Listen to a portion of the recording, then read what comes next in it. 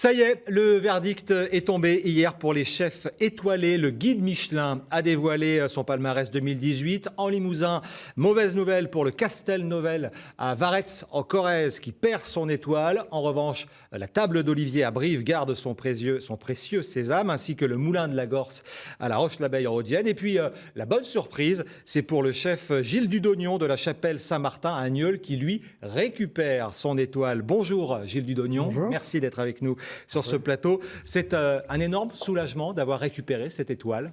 C'est un grand plaisir. D'abord, ce n'est pas un succès personnel, c'est un succès collectif.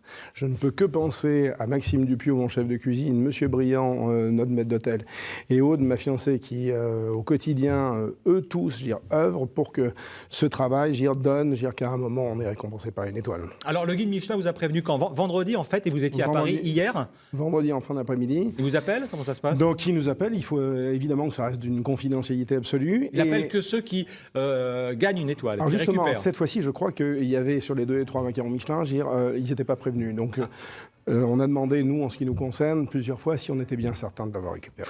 Comment vous avez récupéré cette étoile? Est-ce que le guide Michelin vous dit pourquoi?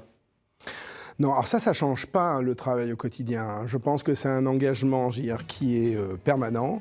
C'est la motivation d'ailleurs de l'ensemble des acteurs d'une entreprise, parce que c'est une entreprise, il ne faut jamais oublier que ça doit avoir un reflet économique. C'est ce que disait d'ailleurs Monsieur Bocuse, dans nombre de ses interviews. Donc on a toujours eu cette constante-là, c'est d'ailleurs de faire très attention, de respecter notre client, nos produits, et d'être aussi une vitrine des produits consommables et non consommables de la région. Récupérer son étoile, ça veut dire quoi en termes de fréquentation? On annonce 15 à 20%, ce qui est effectivement... pas négligeable. Mais de toute manière, c'est un jeu de chasse musicale, parce que le stress que gagne l'entrepreneur que je suis, le cuisinier le prend en stress de cuisine. Alors, à propos de stress, on l'a entendu ces derniers jours, certains chefs rendent leurs étoiles. C'est le cas notamment de Sébastien Bras, triple étoilé au Michelin. Est-ce que vous comprenez cette attitude? D'abord, je n'ai pas jugé aucune des attitudes de mes confrères. Je pense que c'est très dangereux. Très dangereux, je pense que c'est très dangereux d'être à l'Aïeul, et même si on en a une aura depuis 25 ou 30 ans sur la gastronomie nationale et internationale... Donc il prend un risque, vous dites? Il me semble. Mais c'est ce qu'expliquait d'ailleurs hier M. Véra, en disant qu'à un moment, il a connu 1 an et demi ou 2 ans sans être représenté par le Michelin.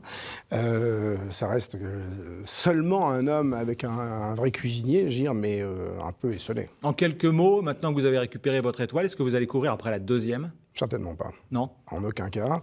Je pense qu'économiquement, dans notre région, c'est très bien de se situer avec un macaron Michelin.